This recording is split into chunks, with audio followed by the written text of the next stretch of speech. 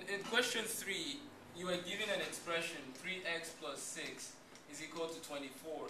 And then essentially the next thing they ask for is what is the value of 1 over 3x minus 2. What you need to understand is that from this equation we can find x.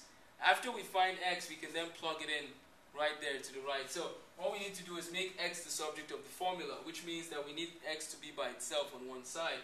And the first step we can do to get to that point is we subtract 6 from both sides. Remember, when you do something to the left hand side, make sure you do it to the right hand side. That means that we get 3x down here, and then this is now 0, plus 6 minus 6 is 0. And then on this side, we have 24 minus 6, which is 18. And so 3x is equal to 18. The next step is to divide both sides by 3, because that will help you to get x by itself. So when we divide both sides by 3, 3 goes into 18 6 times. So x is equal to 6. But that's not the answer. That's not where it ends.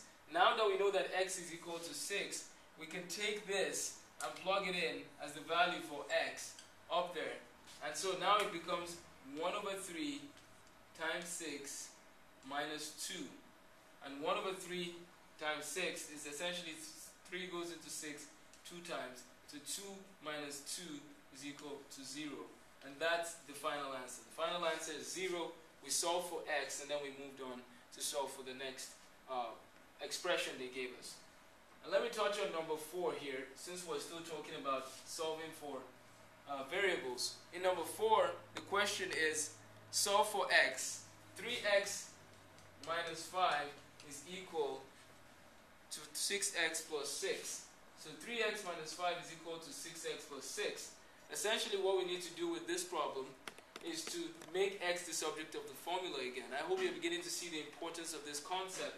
And what that means is that you take 5, you add 5 to both sides, because now it's going to help you put constants on one side and variables on the other side. And so now you have 3x on the left side is equal to 6x, and then minus 6 plus 5, which will give you minus 1.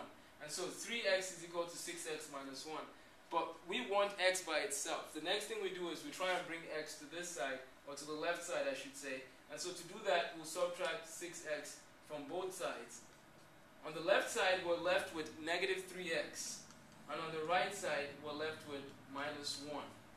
Since we're trying to make x the subject of the formula, we would divide both sides by negative 3. And so when we divide this by negative 3 and this by negative 3, all that is left is x is equal to 1/3. And that's the answer to that problem. That's how you solve these questions that ask you to solve for x. So that's for number 3 and 4.